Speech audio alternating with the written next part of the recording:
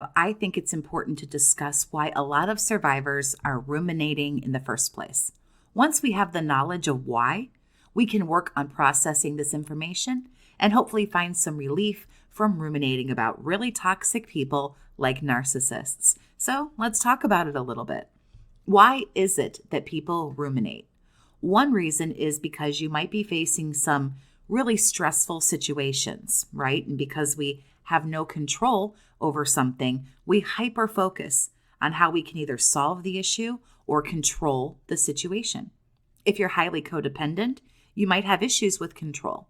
Anxiety and having overwhelming amounts of fear will also cause people to have some control issues. It can make us very nervous, very anxious when something is out of our control. And I also think the older we get, we realize we have less and less control over things in our lives.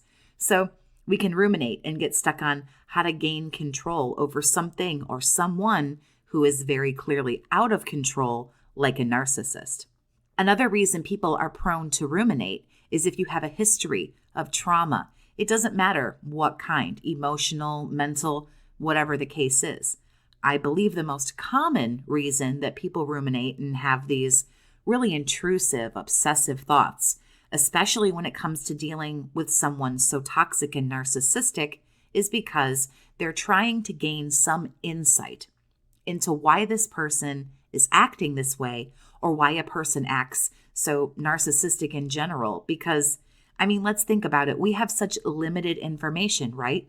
Narcissists are absolutely not communicative at all. They refuse to communicate. They ghost you. They give you a silent treatment. They discard you with no warning. When they are talking to you, they're pathological liars. So you never know what's true and what isn't. And that's when they're not too busy gaslighting you, causing you to lose your grip on reality. So now even more, you have no idea what's real, what's true, and what isn't. How could you not try to think about some of these scenarios and situations ad nauseum to try to gain closure and insight on some of this information? You might have all of these different questions. What could you have done differently in the relationship? Are you the bad guy or girl, respectively? Could this have been different? Well, what's so great about this new person? Why am I being treated so badly? Or why was I treated so badly? Maybe I shouldn't have done A, B, C, X, Y, Z. Maybe I shouldn't have said 1, 2, 3, and so on. All of these certain situations and scenarios might be swirling around, and we're desperately looking for information and how to solve these problems and answer these questions.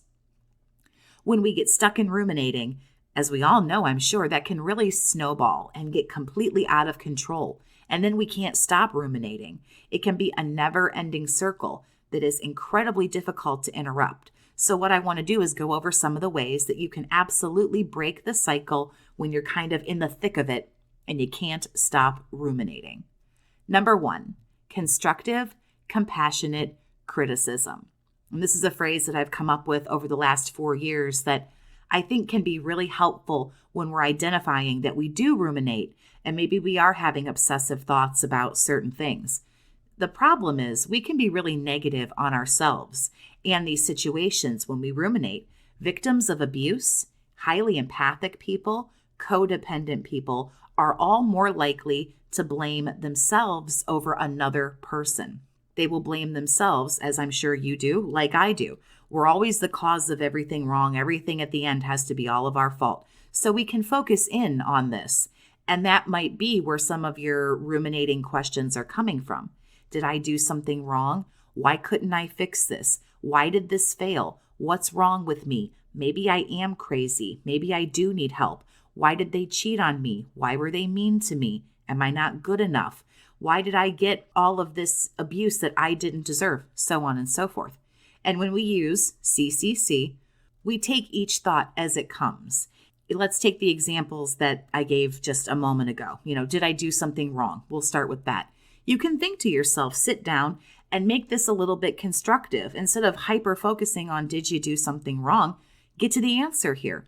What did you do to this person? To the point where they just left and they couldn't have a conversation. They don't want anything to do with you.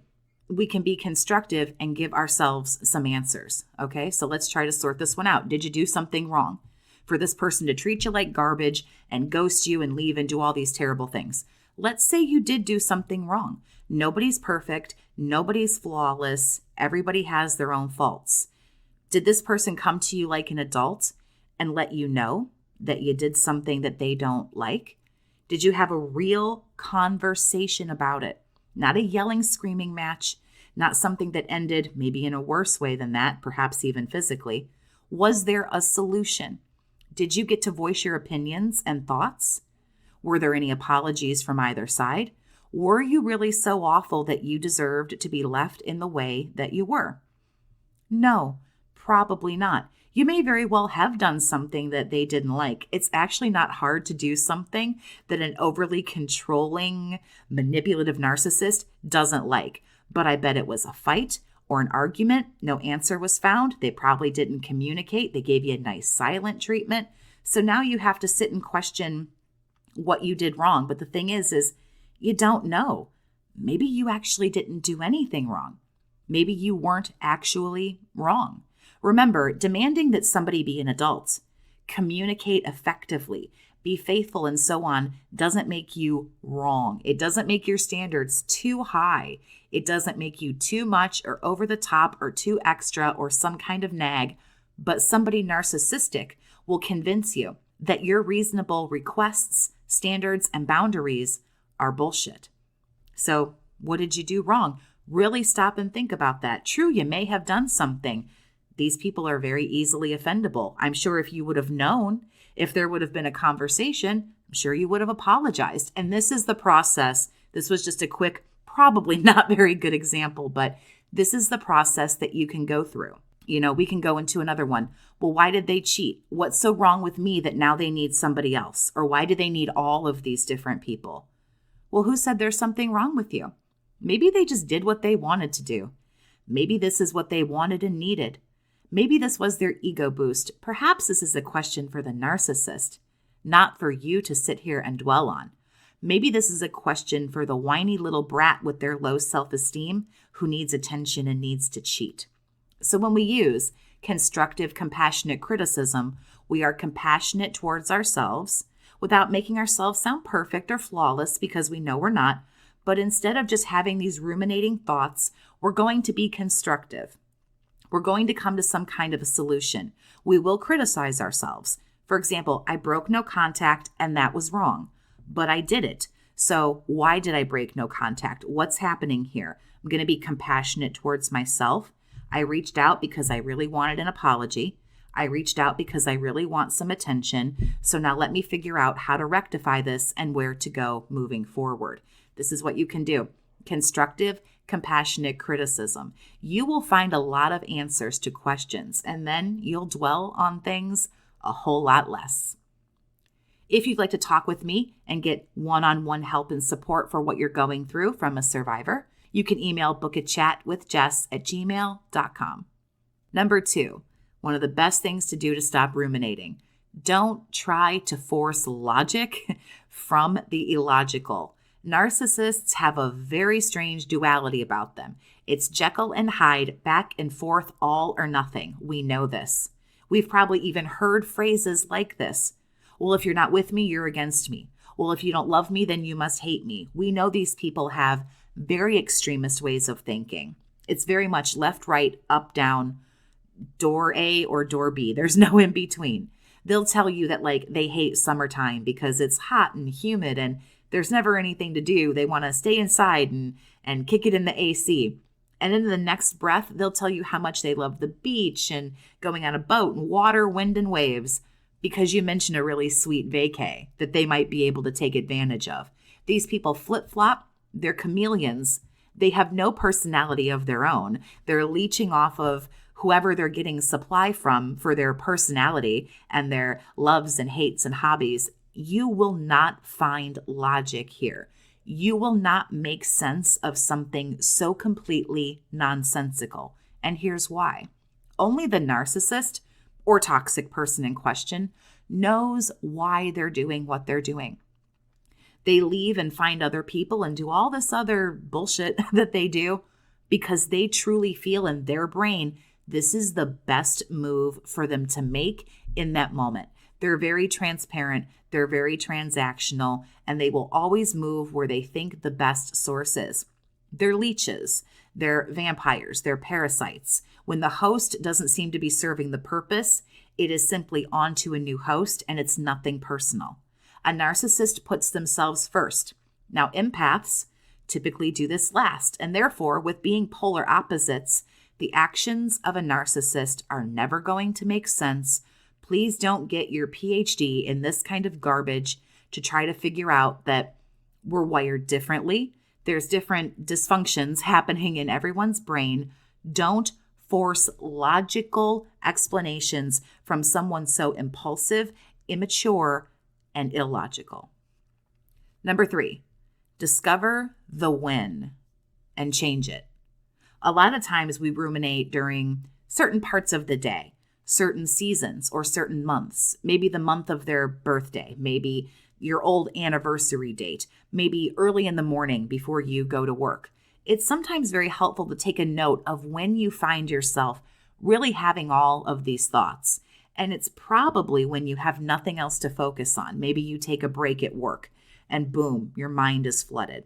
You get up early before work, or you get off of a late shift and maybe you have a long ride home or something, and it's just kind of you in the car with the radio and like your thoughts, and boom, you start ruminating and start going.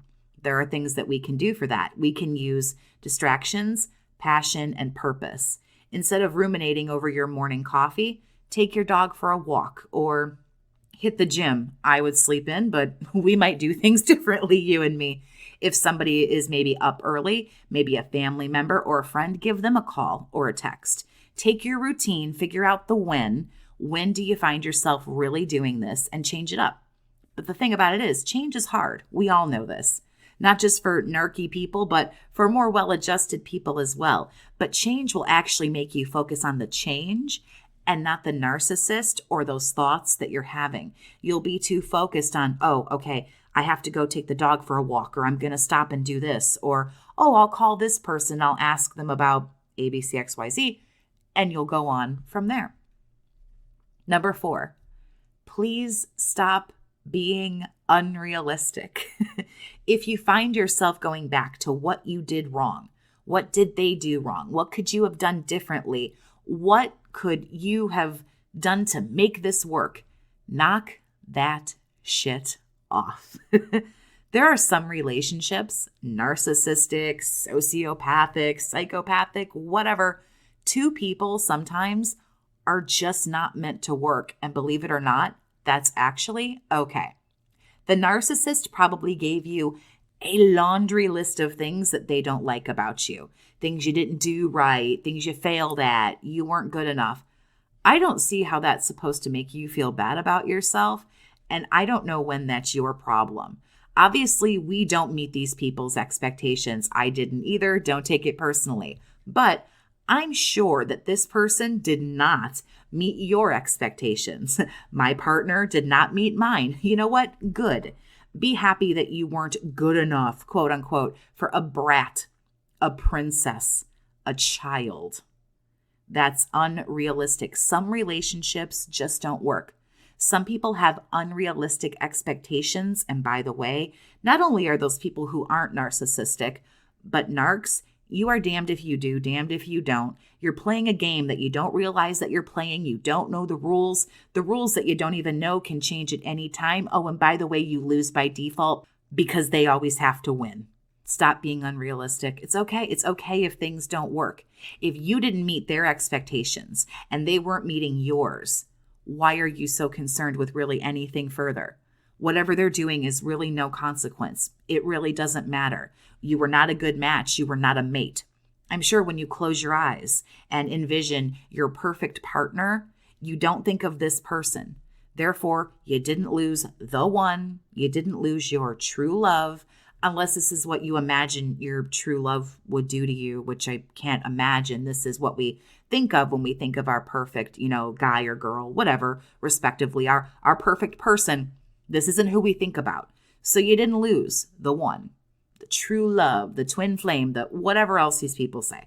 No, you didn't lose that. You lost one who wasn't the one. And aren't there like just over 8 billion people on this planet, I think you have plenty of other options to go from where maybe you'll be respected and treated like a human being. It's okay. Mutually, you weren't meeting each other's expectations. It's just like any other breakup. People break up when whatever expectations they have aren't being met, and it's usually pretty mutual. Some other helpful changes that we can do when ruminating are even in like our day-to-day lives. We can be more positive and proactive, like I talked about with constructive, compassionate criticism. Look at these things in your life that's causing you stress or upset or making you obsess and start taking action.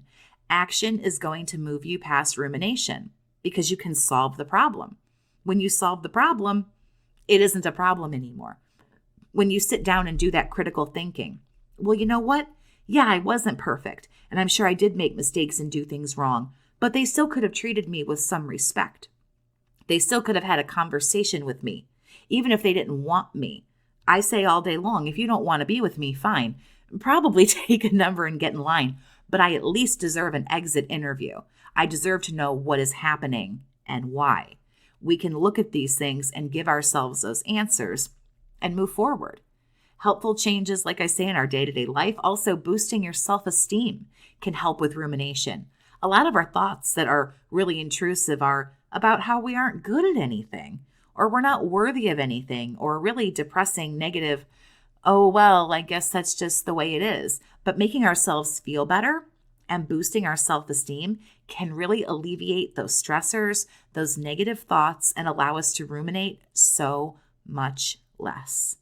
Share your tips if you have any on how to move on from ruminating or anything else that you want to share. Feel free to do all that down in the comments. Thank you so much for listening. Please subscribe for more videos each week on narcissism, narcissistic